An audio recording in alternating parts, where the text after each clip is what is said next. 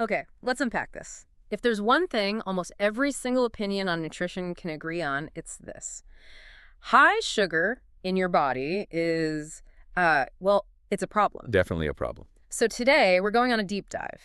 We want to explore not just what causes those sugar spikes, but their consequences. Yeah, exactly. The far-reaching ones. From those immediate energy crashes everyone knows to the kind of subtle ways they accelerate aging. Yeah, it's quite profound. And then, crucially, we'll arm you with a ridiculous number of powerful, science-backed strategies, things you can use. That's cool stuff. Through food, supplementation, exercise, all aimed at keeping your blood glucose stable for life. And right at the heart of all this, like you said, is glucose. Simple glucose. Yeah, think of it as this tiny, simple sugar molecule, a monosaccharide.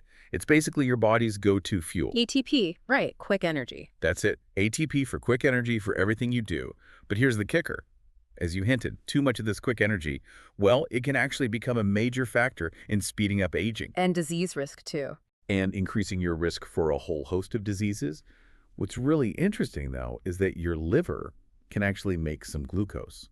Oh, right, from protein. Yeah, from proteins or fats. Yeah. Maybe up to 80 grams a day, mostly for your brain. Okay. So while your body absolutely needs it, it can't produce enough for all its demands. Oh.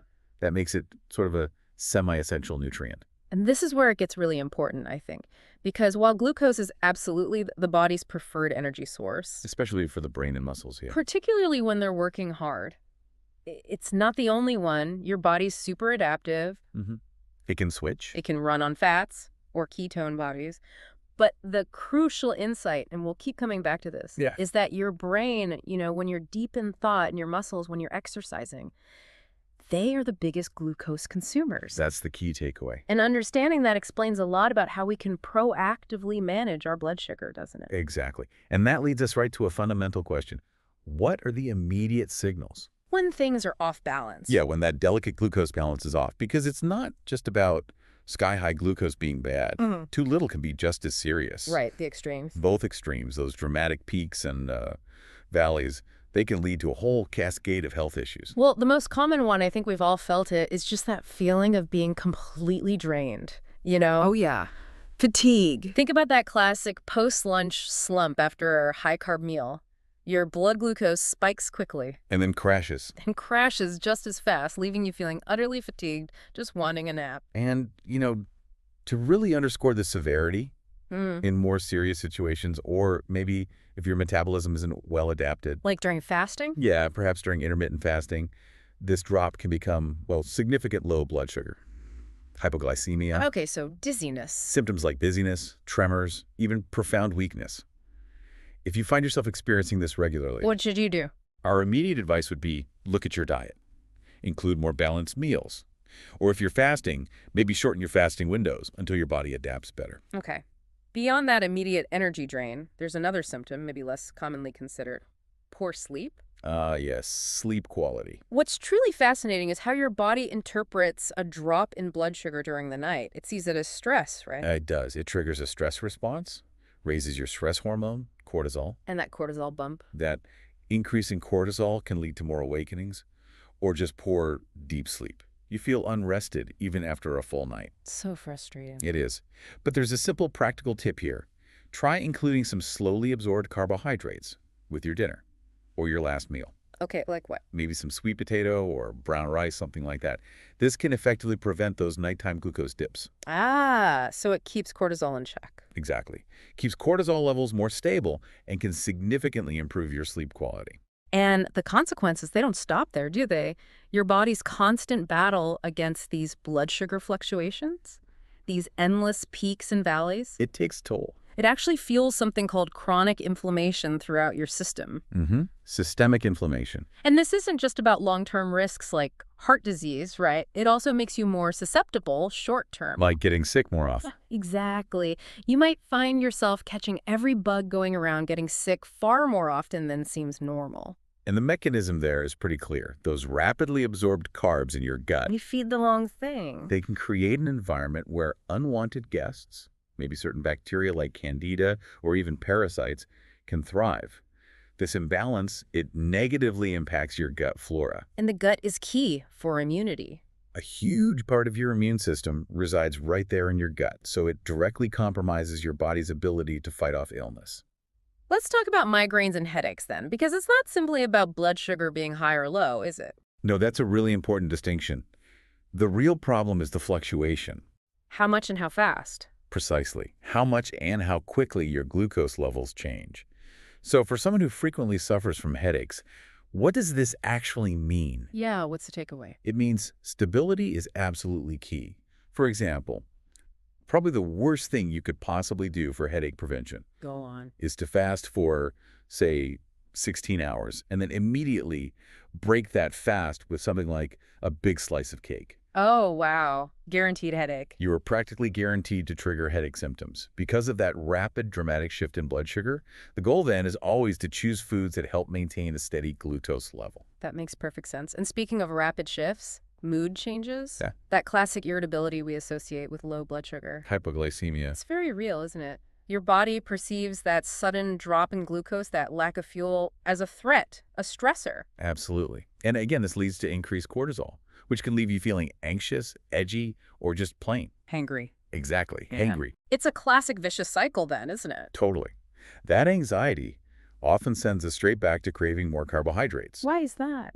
Because eating carbs gives a temporary boost to serotonin, especially in our digestive system, which can induce a fleeting feeling of relaxation. Ah, the quick fix. Right.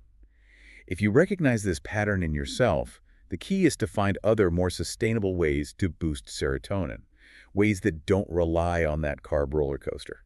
And that ties directly into just general cravings, constant hunger.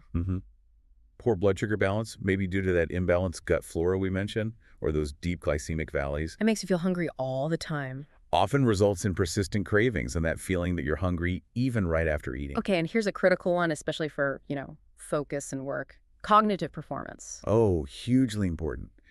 The stability of your blood sugar directly impacts your brain function. How so? Well, high glucose spikes can cause excessive brain arousal, which isn't optimal for clear thinking. Like anxiety or making mistakes. Exactly.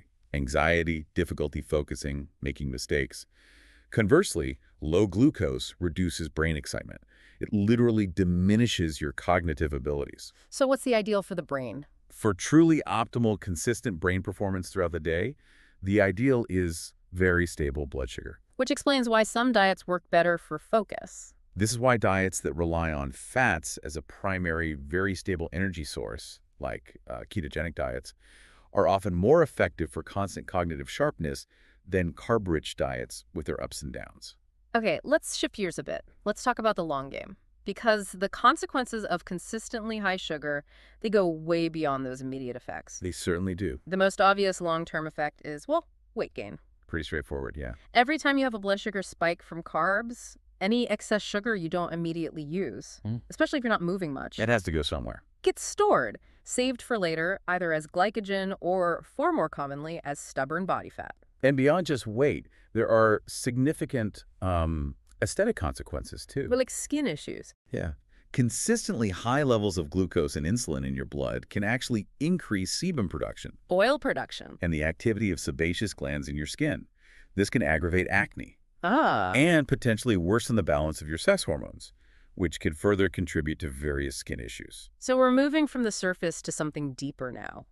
Accelerated aging and increased disease risk. Right. These stem from a few key mechanisms: oxidative stress, protein glycation, chronic inflammation. And what's truly eye-opening here is how glucose affects you right down at the cellular level. Indeed.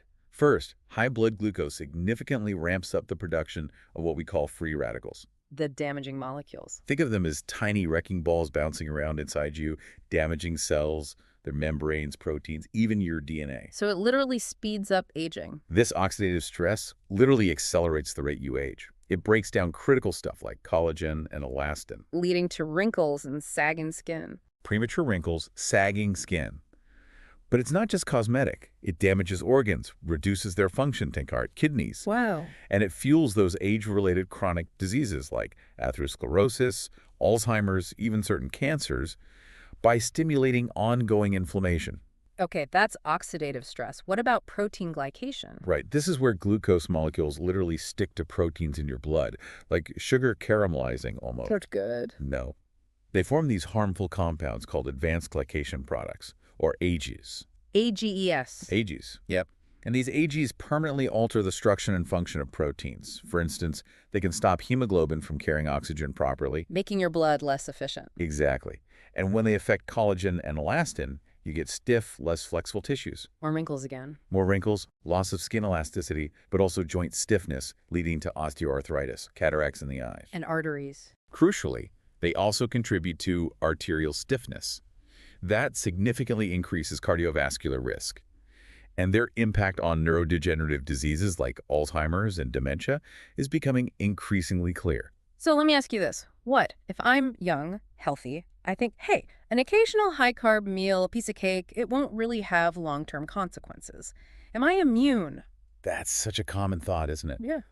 But unfortunately, no. Even if you feel fine, There are still risks. one of the most critical long-term risks to consider is cancer. High insulin and something called insulin-like growth factor, or IGF-1. They spike after sugar. Yes, they spike after a lot of sugar.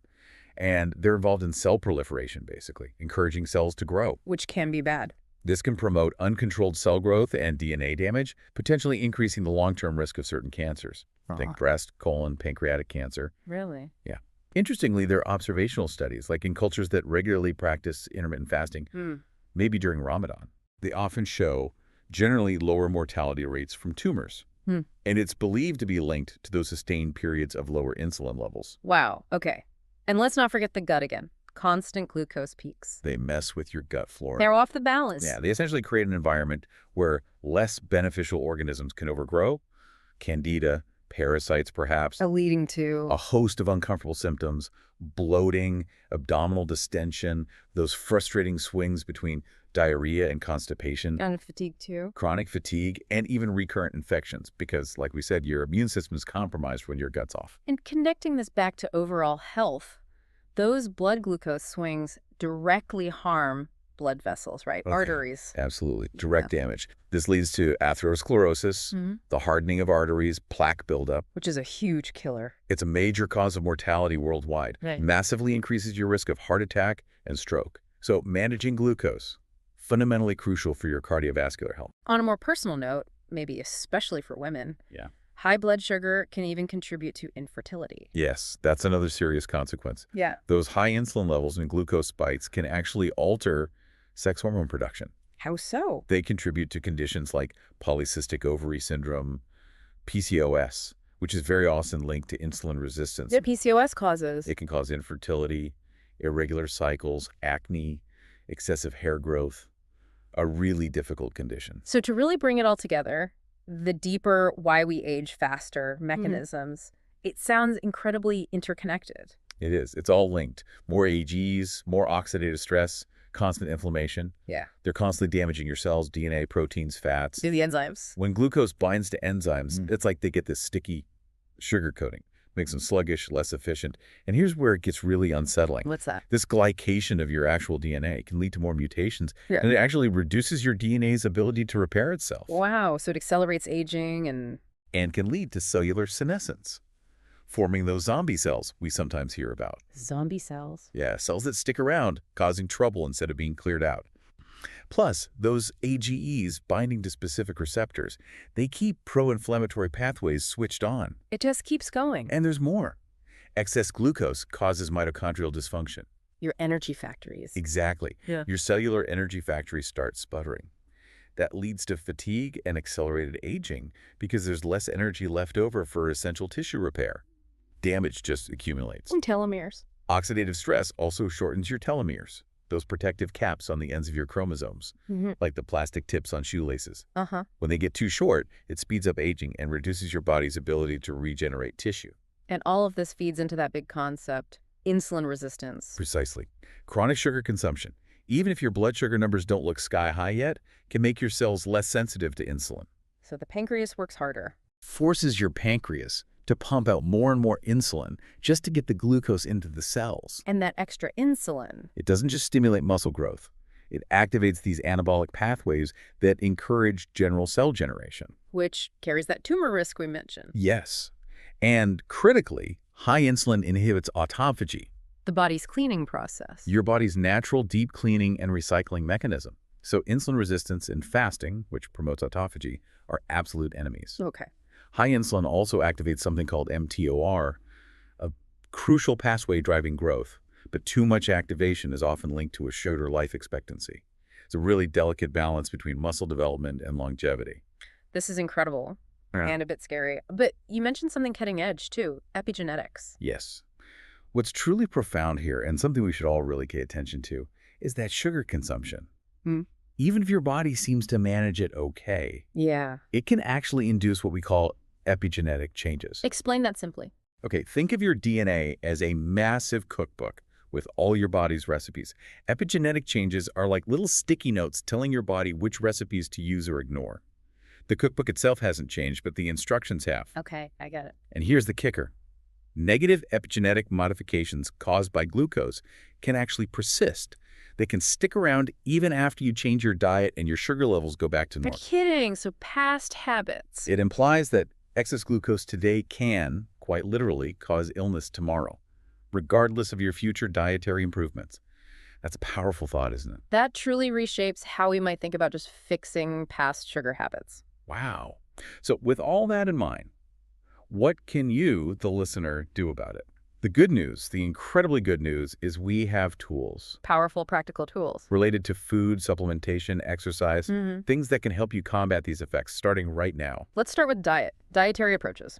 Understanding the glycemic index, or GI, is really foundational here. The 0-100 scale. Yeah, it measures how quickly foods raise your blood sugar. Pure glucose is 100.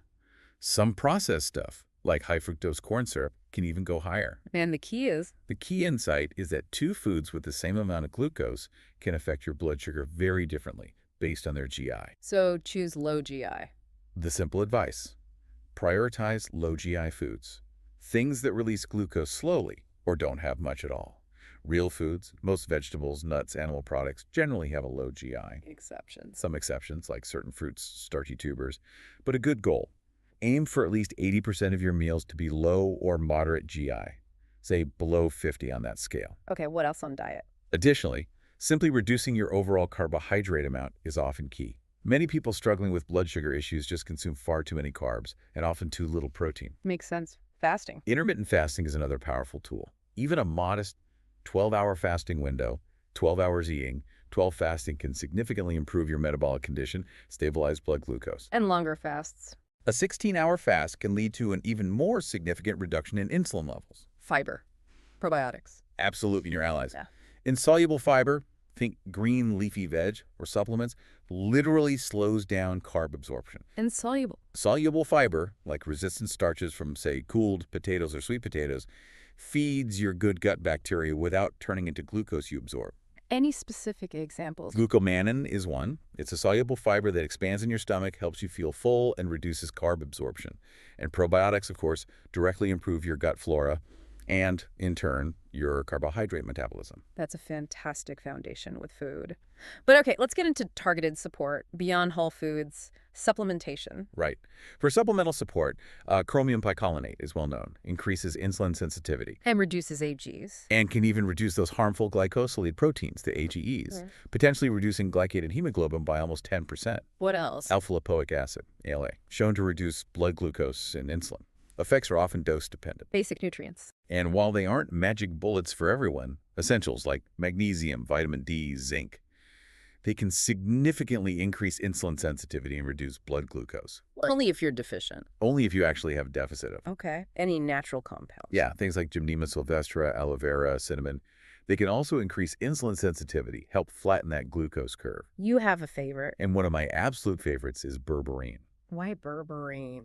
It not only increases insulin sensitivity, but it also significantly boosts sugar uptake by your muscles. So less sugar floating around. Exactly. Yeah. Less circulated blood sugar, less fat formation, and less of that premature aging, oxidative stress, and the protein glycation we've been talking about. It hits a lot of targets. So we've nourished, we've supplemented. Now let's talk about moving your body, which is a surprisingly powerful and immediate tool for managing glucose. It really is. And high-intensity interval training, HII, is actually the most effective form of exercise for regulating glucose and lowering those sharp spikes. Short bursts, high intensity. Yeah, we're talking short bursts, maybe 30 seconds to a minute of maximum intensity effort, followed by a brief rest. This type of training just uses up the greatest possible amount of glucose stored in your muscles. Good for diabetes. Incredibly effective for managing diabetes, gestational diabetes.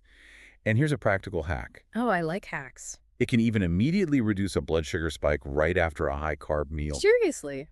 So if you're at a social event, you had that piece of cake, you could literally step into the bathroom and do a minute of maximum effort squats. No way. It helps mitigate that spike. It works. I love that practical tip. Okay, finally, lifestyle factors. Things that might surprise people with their impact on blood sugar. Stress reduction, absolutely paramount. Because cortisol raises blood sugar. Directly increases blood sugar. Right? People who wear continuous glucose monitors, CGMs, they often see spikes linked purely to psychological stress, not just food. Like what kind of stress? Think about the stress of a police check, going through airport security, even a tense family argument. It shows up on the monitor. Wow. And sleep. Improving your sleep is unbelievably crucial. Research shows not getting enough sleep, even just 90 minutes less than your ideal for several days, can worsen your glucose management and insulin levels by as much as 40%. 40%, that's huge. Conversely, significantly improving your sleep quality radically enhances your body's ability to deal with glucose, regardless of your diet. It's absolutely non-negotiable. We've really gone on a proper deep dive today, haven't we, into this surprisingly extensive world of blood sugar's impact. From the immediate feelings to the long term. Yeah, from that fatigue and hunger right through to the profound long-term effects on aging and disease risk. It's a lot to absorb, but every single piece of this is incredibly empowering, I think. Definitely. And if we connect all these dots, to the bigger picture, Yeah. it becomes abundantly clear. Even small, consistent changes in how you manage your blood glucose, They make a real difference. they can have profound, far-reaching effects on how long you live, how well you live, and your ability to prevent so many serious diseases. Absolutely. And the key here, I think, isn't to feel overwhelmed and try to do everything at once. No, start small. Start with the easiest strategies first. Maybe just swapping out some high GI carbs for lower GI ones, or trying to take a short walk after your meals. Little things add up. Applying just some of these strategies consistently is really more than enough for you to start seeing real benefits and to maintain stable blood glucose for the rest of your life. It's achievable. And as we close, maybe consider this provocative thought, especially after what we learned about epigenetics. If those negative epigenetic modifications induced by glucose can persist, if they can stick around even after you change your diet and get your blood sugar under control, what does that truly tell us about the power of prevention? Yeah. And the incredible urgency, really, of starting today?